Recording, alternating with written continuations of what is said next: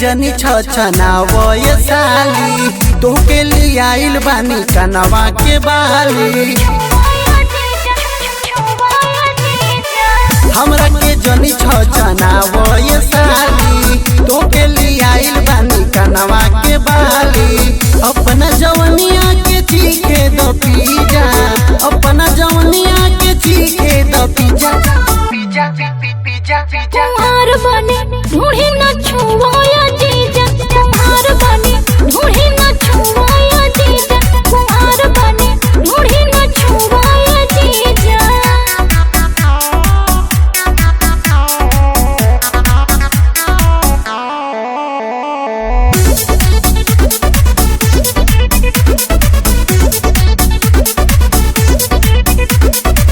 दूसरा के धन पर नजर गड़ाई होई जे सैया उहे फल खाई।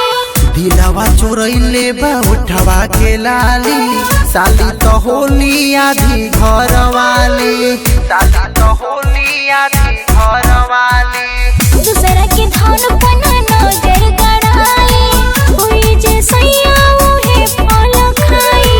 दिलवा चोरैले बा उठवा के लाली साली तो होली आधी घर वाली। देखी रसगुल्ला भइल बा नतीजा, देखी रसगुल्ला भइल बा नतीजा।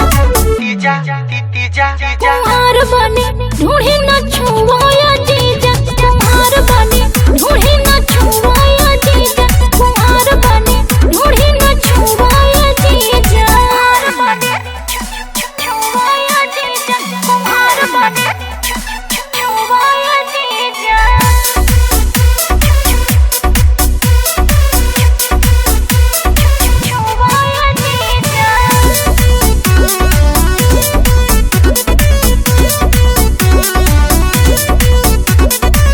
राजा बोले सवर दीपा के अकेला काचे कली से कोइल चाह खेला।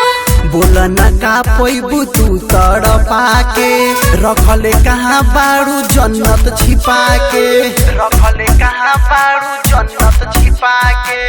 राजा बोले सवर दीपा के अकेला काचे कली से कोइल चाह खेला।